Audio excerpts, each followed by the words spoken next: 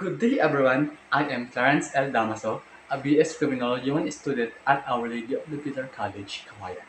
And today, I'll be presenting the Beijing Platform for Action in 1995. Are you ready? Well, let's start. The Beijing Declaration and Platform for Action is a landmark document for advancing women's rights and gender equality worldwide, agreed upon during the Fourth World Conference on Women in 1995.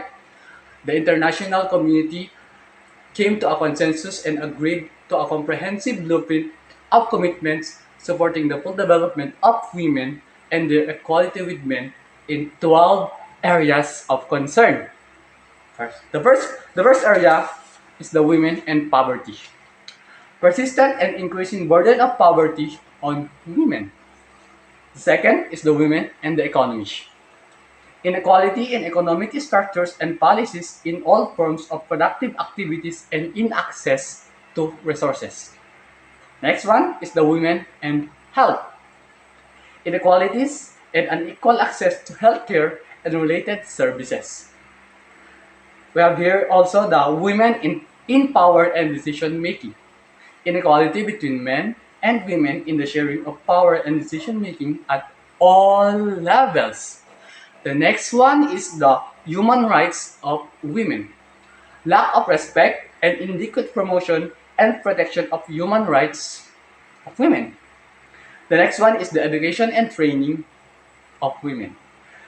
Inequalities and unequal access to education and training.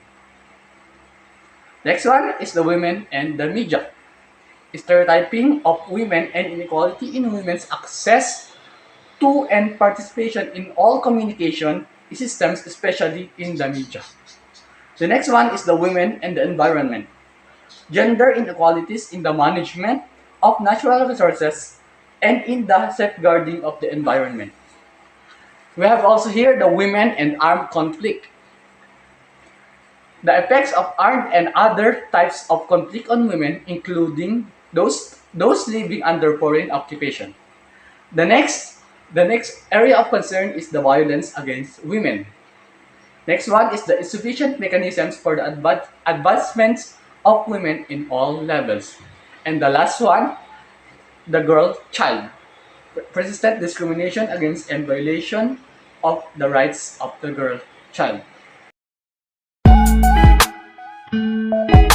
For the Philippines, the Beijing Conference presented discussions on women's rights to include violence against women, women's leadership, political participation, and economic concern. For example, in political issues. Are you conscious or have you ever asked yourself on why there were only two women who elected as the president of the Philippines?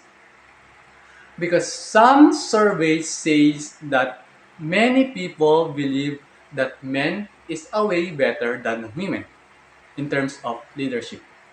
They believe that men is more skilled, more intelligent, and smarter than women. Another example, in occupation. If a company will going to hire a new employer and they have to choose between men and women, why do they always prefer to choose men over women? It's simply because society underestimates the woman's ability. They always think that men is always better than women, which is very unfair, right? So, what should we do? It's simply avoid discrimination, respect women, and more importantly, do not violate their rights. And please, always remember the word equality. That's all. Thank you. What is a Magna Carta of Women? The Magna Carta of Women is a comprehensive women human rights law that seeks to eliminate discrimination through the recognition, protection, fulfillment, and promotion of the rights of the Filipino women, especially those belonging to the marginalized sector of society. Why is the law entitled the Magna Carta of Women and not a Magna Carta for Women? In the process, the national consultant during the 30th Congress, it was decided to rename the bill to Magna Carta of Women to highlight women participation and ownership of the bill. What is discrimination against women? The Magna Carta of Women defines discrimination against women as any gender-based distinction, is exclusion, or restriction which has the effect of purpose of impairing or nullifying the recognition, enjoyment, or exercise by women, irrespective of their material status, on basis of equality of men and fundamental freedoms in the political, economic, social, cultural, civil, or any other field. Any act or omission including by law, policy, administrative, measure or practice that directly or indirectly excludes or restricts women in the recognition and promotion of their rights and their access to and enjoyment of opportunities, benefits, or privileges.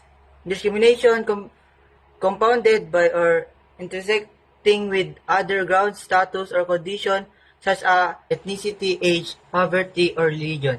That is discrimination against women. What are the rights of women guaranteed under Magna Carta of Women? All rights in the Philippines Constitution and those rights recognized under international instrument daily signed and ratified by the Philippines. In the consonance with Philippines law shall be rights of women under the Magna Carta of Women. These rights shall be enjoyed without discrimination, since the law prohibits and discrimination against women, whether done by public and private entities or individual. Protect from all forms of violence, including those committed by the state. This included the incremental increase in the requirement and training of women in government services that cater to women victims of gender-related offense. Magna Carta of Women also guarantees the civil, political, and economic rights of women in the marginalized sector, particularly the right to number 1. Food security and resources for food production, including equal rights and titling of the land and issuance of stewardship contracts and patents. Number 2. Localized, accessible, and secure and affordable housing. Ito ay ligtas at abot kayang pabahay. Ang mga kababayan ay may karapatang manirahan sa mga pabahay na matatagpuan sa loob ng kanilang mga lokal na komunidad. Madaling ma-access, ligtas at abot kaya. Number 3. Employment, livelihood, credit, capital, and technology.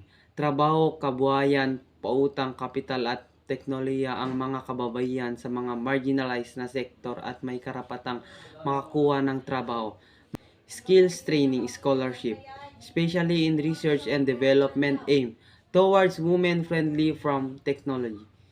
Representation and participation in policy making our decision-making bodies in the regional, national, and international levels. Example, representasyon at pakikilahok sa mga katawan sa paggawa ng takaran o paggawa ng desisyon sa antas ng rehiyon, pambansa at international. Ang mga kababayan ay may karapatang maging kinatawa at lumahok sa mga proseso ng paggawa ng desisyon sa iba't ibang antas ng pamahalaan, kabilang ang mga parenyong pambansa at international na mga plataporma. Number 6. Access to information regarding policies on women, including programs, projects, and funding outlets that affect them social protection. Recognition and preservation of cultural identity and integrity, provided that these cultural systems and practices are not discriminatory to women. At this point, ang pagpapahalaga daw sa cultural identity and integrity ay hindi daw discriminatory para sa mga kababaihan. Next is the inclusion in discussions on peace and development, services and interventions for women in especially difficult circumstances, or WEDC. The Section 30 or WEDC, this act shall refer to victims and survivors of sexual and physical abuse, illegal recruitment, prostitution, trafficking, armed conflict, women in detention, victims and survivors of rape and incest, and such other related circumstances which incapacitate them functionally. Next is the protection of girl children against all forms of discrimination in education, health and nutrition and skills development, and also the protection of women senior citizens. So at this point, layunin na mabigyan ng proteksyon ang mga batang babae sa lahat ng uri ng diskriminasyon sa kanyang pag-aaral, sa kanyang kalusugan at sa development ng kanyang skills. Kasama din sa layunin ng pagbibigay ng proteksyon sa mga senior citizens.